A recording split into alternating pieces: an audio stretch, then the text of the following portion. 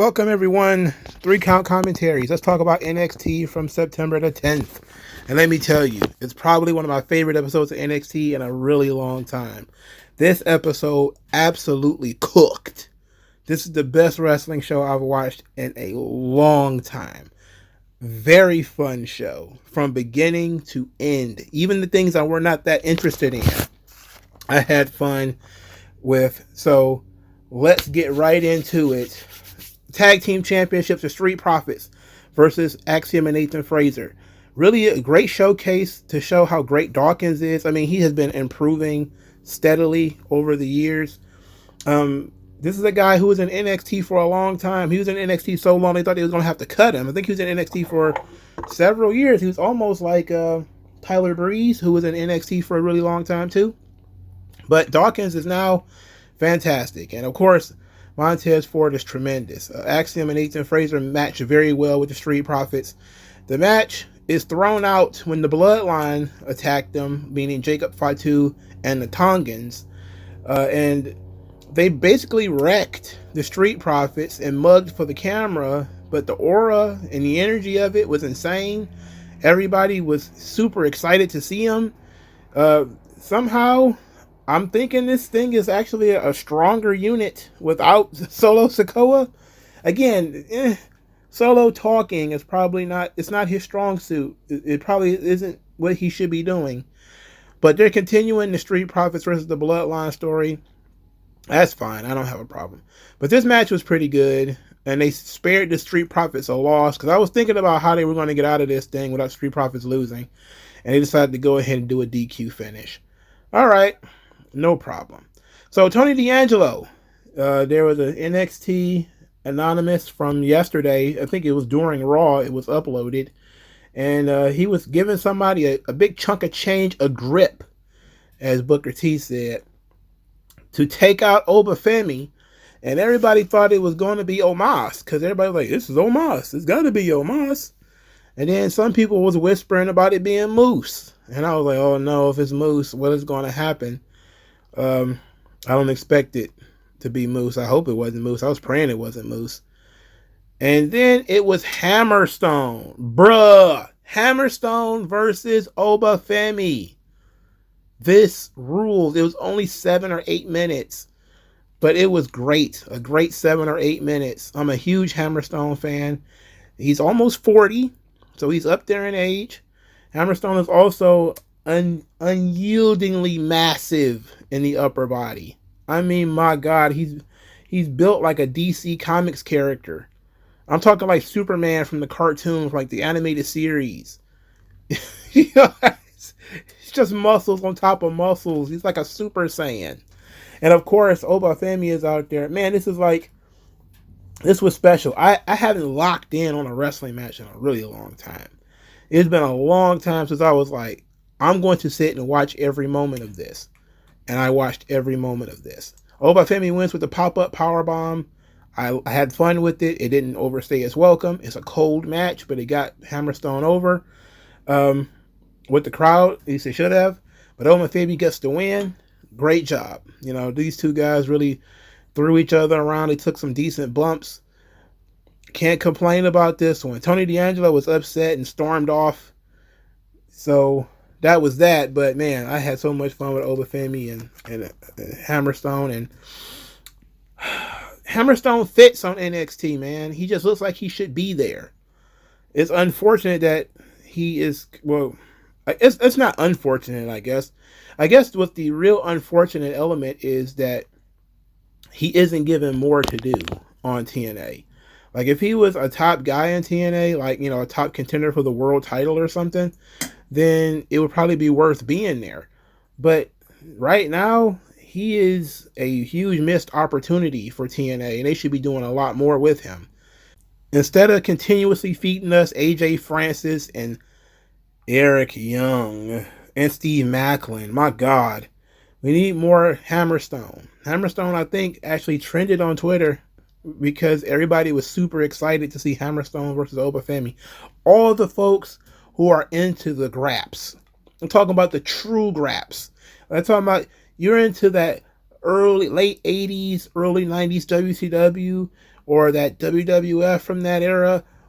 That's when you're from, you know, those eras where there was like Ming and the Barbarian and Hulk Hogan and the Ultimate Warrior and the Steiner brothers and Lex Luger and Sid Vicious and Doom. And when those guys were out there, they all looked like fully grown adult men who look like they could rip phone books in half.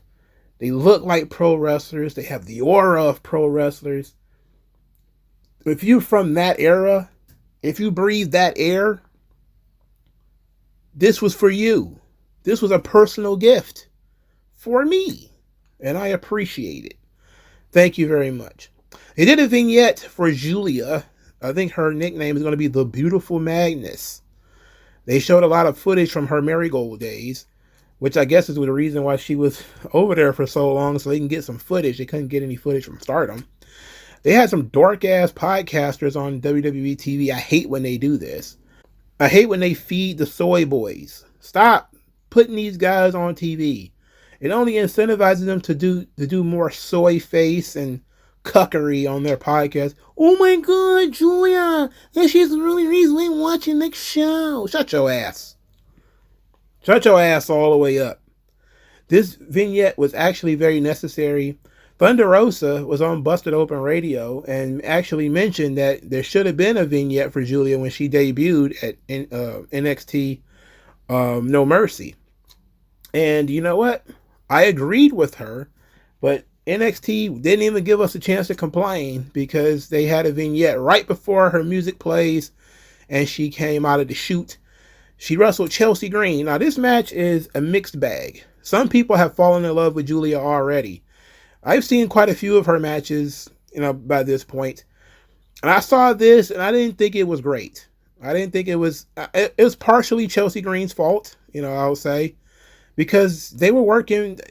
They're trying to find a space between Julia kicking people in the head as hard as she possibly can, or headbutting them, or kneeing them in the face as hard as she can, and doing it light. And that means that they have gone too light twice. Chelsea Green in this situation completely whiffed a slap. Good Lord. It was early in the match too. I think she also whiffed some other moves. I know you say, well, that's Chelsea Green. That's not Julia. But Julia was doing it too. It's like they had agreed to barely touch each other. So they were working super light. Like really light. But the match went longer than I thought it would. They gave Chelsea a little bit more than I thought she would. I didn't understand why they was outside the ring so long, as Chelsea was throwing Julia back and forth between the ring apron and the announce desk. Okay. Also didn't understand why Chelsea Green's boots were so high. Like, can you imagine lacing up those obnoxious ass boots? Did you see how high her boots are? They're literally up to her kneecap. How do you... It's not possible for you to be lacing those boots up every time. No wonder she doesn't wrestle that often. Anyway, Julia also kind of botched a kick out. She was a little bit late kicking out. It was like a 1, 2, and it looked like it wasn't as bad as Damian Priest. It wasn't that bad, but it was very close that Julia probably should have got pinned. Julia did a hanging net breaker on the floor, and she ended up winning the match with what they call the Northern Lights bomb, but it looks like a snowplow, which is the finisher for Al Snow. So it was a decent debut, but it wasn't particularly great. So it was a mixed bag. You could say it was her opponent, with Chelsea Green not really wanting to get her clock clean, so she was working real light. But it wasn't terrible either. It was just I was paying attention because I wanted to see how Julia was going to adapt to the style, especially working with somebody like Chelsea Green, who is, as by her own admission, more of a diva style wrestler, who, she can do the wrestling stuff, but she prefers the character work. And putting her in this position, it was good because she's a good heat magnet. She's a good female Miz, that she can lose 100 matches and it don't matter. So, but it seems like they're still trying to figure out what mode they're going to go with Julia, in terms of, are they going to let her kick people in the face as hard as she can, or they're going to let her force her to relax and whiff slaps and whiff kicks and stuff. Anyway, backstage, Ava was very impressed. Funaki was there. Funaki was there to translate for Julia. And then Roxanne Perez came in. She was whining about Julia getting a title shot in her first match and thinking that's unfair and said she doesn't care what anybody wants. She's going to win. Funaki was going to translate this, and then Julia said, no, she's got it. So she speaks English. Her English is okay. And she said that Roxanne is scared, and she should be. I was like, oh yeah, okay. They're really putting the gas behind this Julia thing. I like it. All right. So, match 3, Javon Evans versus Charlie Dempsey for the Heritage Cup. Another fun match. Charlie Dempsey wins the match 2-1. Tavion Heights jumped the barricade, slid in, gave Javon Evans a belly-to-belly on the floor while the referee was distracted with all the other folks going on the other side, which was Cedric Alexander and Miles Bourne and all those guys. Tavion Heights threw him back in the ring. Charlie Dempsey gets the pin, and that was the second fall. Pretty fun match between these two guys. It worked very well. Javon Evans has endless energy. They need to put him in a feud that he can actually win matches. I don't think he should have won this match, and it was right for Charlie Dempsey to win. But he has to be a guy that needs... Well, I know he's young, and they kind of figure, well, he's 19. Who cares if he loses matches now? And I get it. I feel you on that. But I would like to see him win. Charlie Dempsey is very good, though. Baby Regal is a good one. Lexus King was in the barbershop, and he looks even more ridiculous than he did before.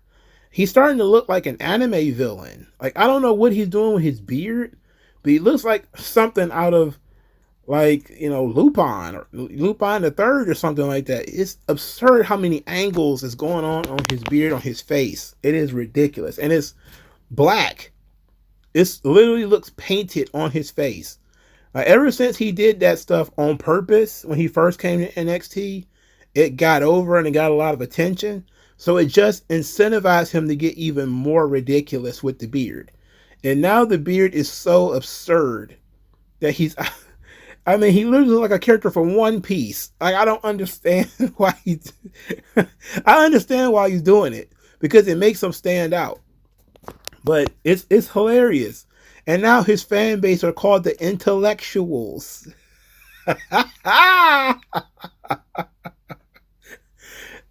It's much better than being a certified Lex offender.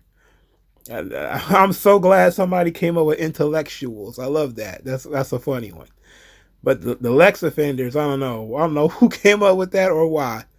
The AEW fans still hate this guy. They won't get over the fact that he left.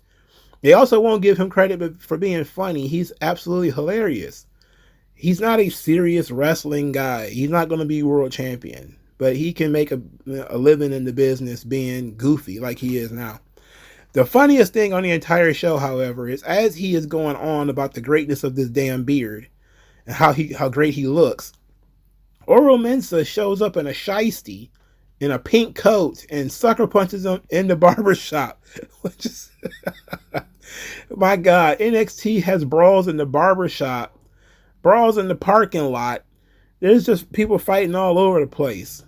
Where is this barbershop, by the way? And why people keep fighting in there? Okay. So the girls' locker room, they had 2 segments, as usual. This is like the MTV element of the show, where all the girls are in the locker room talking to each other, dropping all the exposition in the world. So they were excited because Jordynne Grace is about to have an open challenge. Lola Vice is in there, and she's practicing, and it looks like she's going to be the one that's going to take it. Kalani Jordan is there, and Fallon Henley and JC Jane stroll up, and they're talking about, you know, who's going to step up and fight Jordynne Grace? Who's going to do that? And then they, you know, Lola and Kalani was like, look, maybe you guys should step up and face her. And JC Jane was like, I don't want to do that. I'm not interested in that. And they say, well, you guys supposed to be the locker room leaders. Why don't you do it? And they're like, no, not interested in that. Fine-ass Jada Parker was posted up outside in the parking lot waiting for Fatal Influence. They inside causing problems. So, she got tired of waiting. She comes indoors. She's looking for him. She's got the bat. Lola Vice, they don't know where they went. And then all of a sudden, Kalani Jordan's talking about how they should team up and take care of that fatal influence problem. Meanwhile, Ren Sinclair, wants to have a challenge for the Kalani Jordan's title. She actually wants Kalani Jordan to have an open challenge so that she can challenge her. And Kalani Jordan's like, I'm not doing an open challenge. Why don't you go fight Jordan Grace? And then she's like, well, you're a champion, aren't you? I feel both sides of this argument. Ren Sinclair don't want to fight Jordan Grace. She wants to fight Kalani Jordan. Kalani Jordan, why don't you want to fight her? What's going on? So they're leading into a tag team match, but I believe, if I remember correctly, JC Jane is going to fight one of them next week on NXT. Jada Parker, my goodness, not only is that girl fine, I mean, she's real, top shelf. She's good rum. Anyway, I've heard her talk about, people criticizing her, wanting her to change her finisher. And she says, if it ain't broke, don't fix it, baby. And I was like, don't call me baby. Don't do that. Don't tease me. Anyway, but she sounds like she does all her homework. She just sounds like a very sweet, kind young lady who will bring you chocolates on your birthday and send you text messages, how you doing, or just checking in, hope you having a good day. The character is started out as some kind of maladjusted hood rat, and I guess they're still trying to keep that up. That's why she's walking around with a baseball bat. But she just sounds like candy and pillows every time she opens her mouth. Her code switching needs to be elevated a little bit. She's not New Day bad. It ain't like that. But she definitely is a code switcher, and you can tell. She's probably raised in a nice suburban neighborhood. Very nice suburban. No wonder she plays soccer. All right, Rosemary and Wendy Chu, they did a vignette. One, they said, why would they unite? And they said tonight they're going to let us know. The second is they're going to have a message next week, and the third is going to be a message to Lyra Valkyria and Tatum Paxley that you made your bed, but you need to pay attention to what's underneath it. It was a pretty good vignette. It didn't explain at all why Wendy Chu is a heel. It just does not touch that subject at all. Later on, we get a promo from Tatum Paxley and Lyra Valkyria where they're playing with action figures, and Tatum Paxley is being very bipolar. She's very labile. She's very manic. She's tearing the dolls' heads off and all this kind of weird stuff. I'm like, okay, sure, this works out just fine. I don't have a problem with this. I can't complain. So then you have Jordan Grace. So Jordan Grace is going to wrestle in an open challenge in order to further the legacy of the TNA Knockouts title that she holds, feeling that the NXT women's division is the best in the world, or one of the best in the world. Okay, I like that. So her opponent for this open challenge was actually Sol Ruka. So now, not only do you have Oba Femi versus Hammerstone, not only do you have the Street Profits versus Axum and Nathan Fraser, but you have Jordan Grace versus Sol Ruka. This is inspired booking. Inspired. And Sol Ruka went in there and handled business. She did all her flippity-doo-dah stuff, and she looked very good. Jordan Grace did a really good job of helping her, put her over, making her look strong, making her look athletic. I was very impressed with both women in this match. And once again, they decided to protect both by having Rosemary and Wendy Chu jump Jordan Grace after the match. So that's the direction they're going with Jordan Grace, is probably Rosemary. Now, Jordan Grace did wrestle an NXT talent at the TNA show. She wrestled Carmen Petrovich on TNA. She was attacked by Wendy Chu at that show too.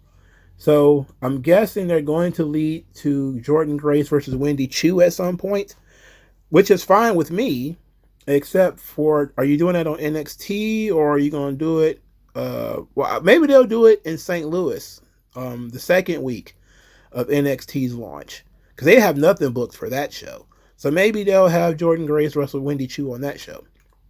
But they've got this thing going, and I'm liking it. This is very good.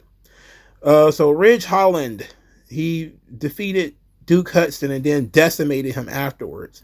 The match was just okay. I wasn't inspired by it, but it wasn't bad. It was another two guys who look like wrestlers, except Duke Hudson has been around forever and is going nowhere fast. After Ridge Holland won the match, he threw Duke Hudson through the barricade and then hit him with a piece of the barricade. I mean, he's just humiliating this guy. And Thea Hale was literally crying and screaming for this to stop, and it would not stop, which only made it more interesting. But Ridge Holland is what they call him, Ridge the Fridge. He looks like a refrigerator for sure. He's another big dude who looks like a pro wrestler.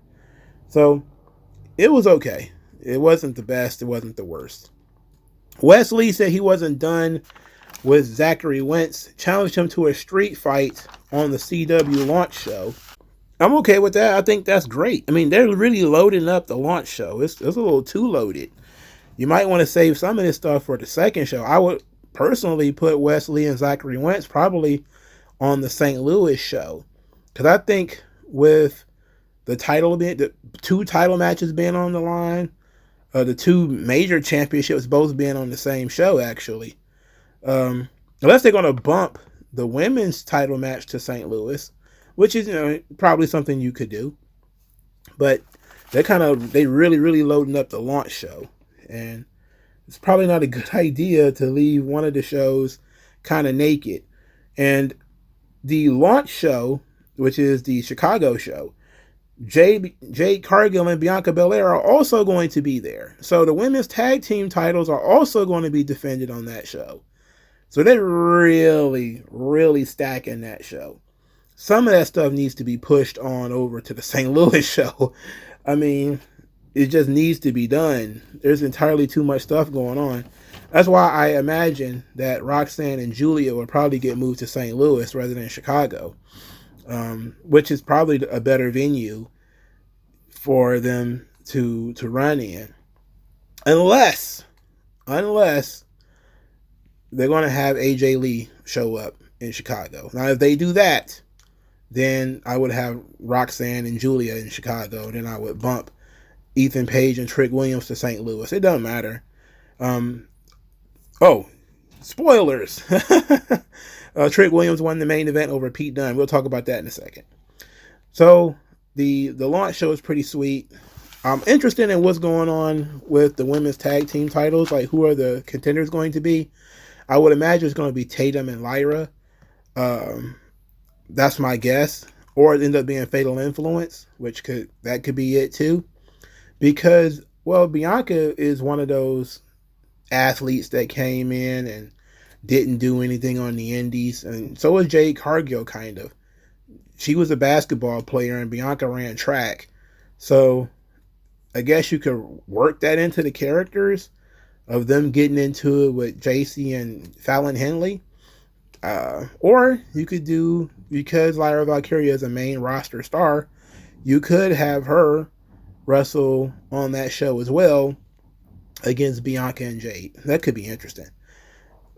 Just don't give them any jabronis. And certainly no Alba Fire and Isla Dawn. God, no. Anyway, Brooks Jensen is talking to Dion Lennox and Sean Spears. Sean Spears says that he's going to be the guy that's going to let Brooks Jensen think for himself and makes decisions for himself. I don't like any of these people involved. Hillbilly Sami Zayn could kick rocks, and so can Sean Spears. Sean Spears can get fired off into the sun for all I care. I've said that multiple times. I hope somebody gorilla glues Sean Spears to his mattress and he can't get up. I hope every time he touches a car, it doesn't work anymore. I want him to be the anti-King Midas. I want every airplane that he tries to get on delayed. I want every car he gets in to have engine trouble. I want when he tries to walk to work for his feet to start hurting and he turns around and just gives up and sits down. I want every bicycle he tries to get on to lose the seat and he just gives up. I want, if he tries to rollerblade, I hope the rollerblades break off. I don't want him anywhere near NXT. Nowhere near. He sucks. He's worthless. Moving on, Shiny Theodonis is a hater, and he was very upset that Eddie Thorpe got hosed. So Eddie Thorpe was walking around with a bunch of women. He was like, "Oh, you dare, DJ Tatanka." Because last week, Eddie Thorpe said he doesn't do music for the women. He just does it for the love of the music. And now he's got hosed, and Shiny Theodonis was like, wait a minute. Getting hosed is my thing. This is gimmick infringement. This is the pettiest reason to get mad at somebody. Okay, so the main event, Pete Dunne, Trick Williams, #1 contender for the NXT Championship. Earlier in the night, Ethan Page tried to pretend like he didn't care who won. Pete Dunne, it has a shiner from his match last night on Raw. Well, the night before on Raw.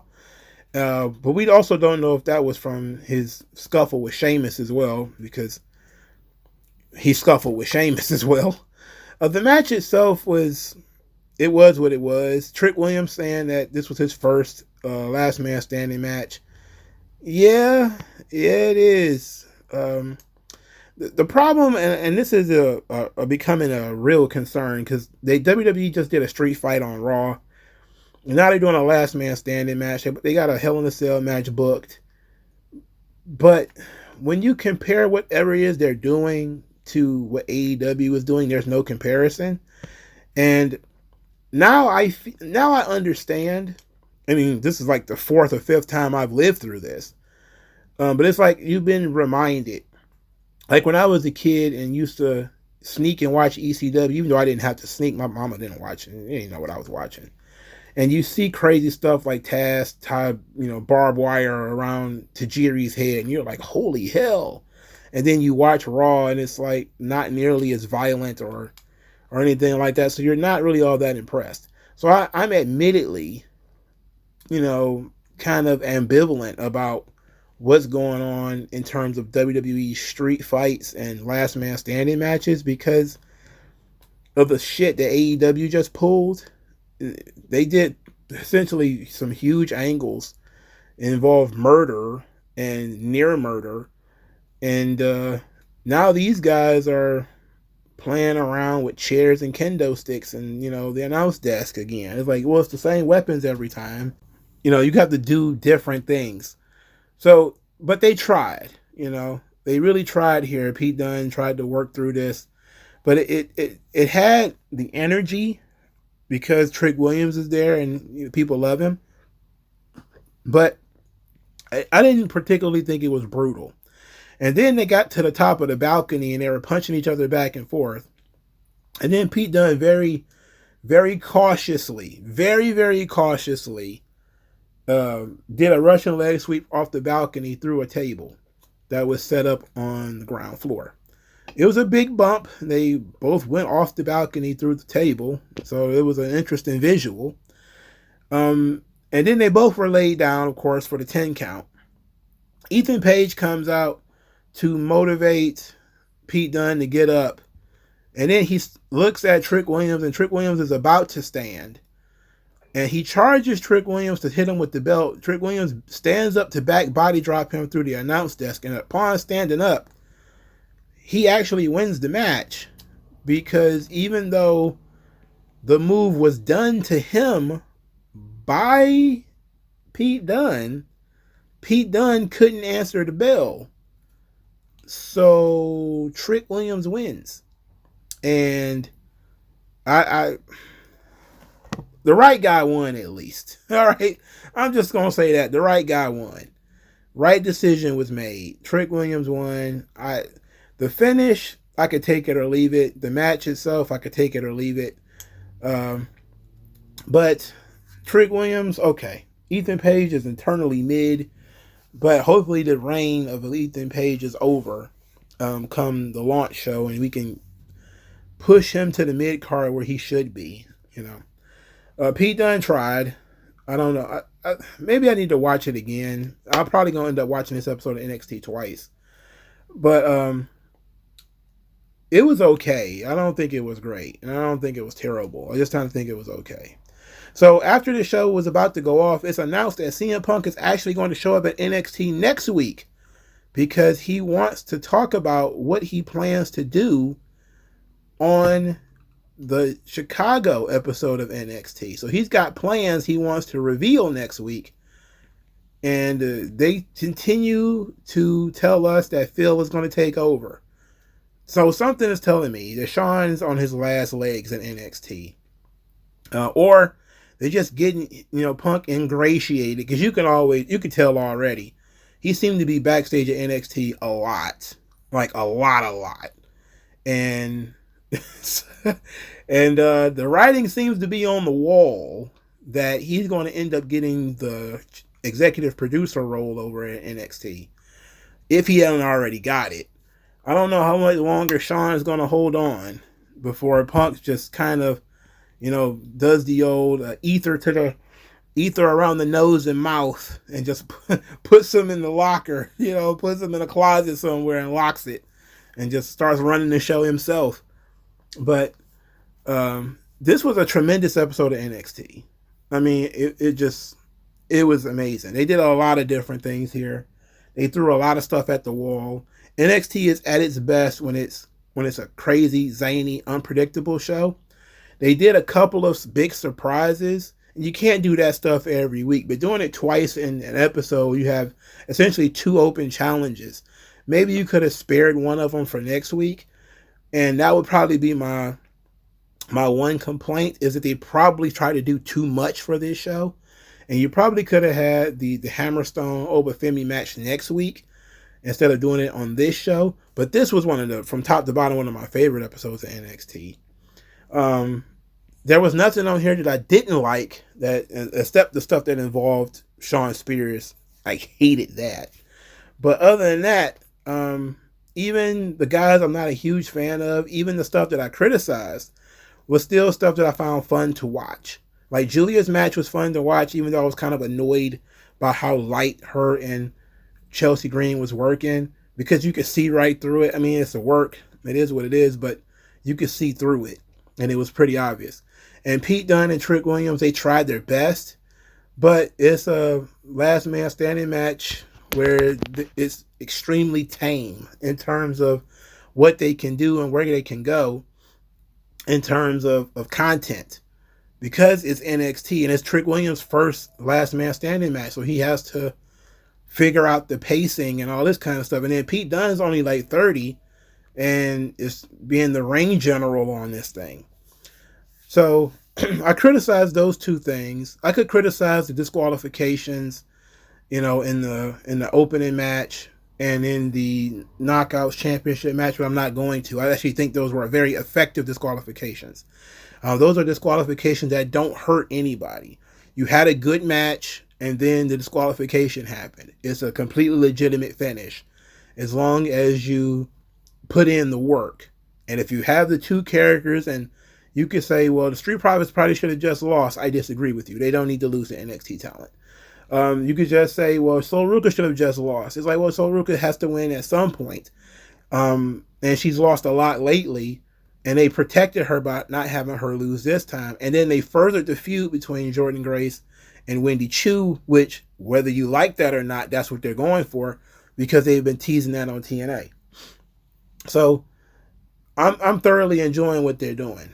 And I can't complain. This was great. Hammerstone, Oba Femi. If you can find the match, I know it's on Twitter because I got it bookmarked. Go and watch that. And that's probably going to be the best match I've seen all week. Like, share, subscribe. I'm talking to you guys later. No one does it better.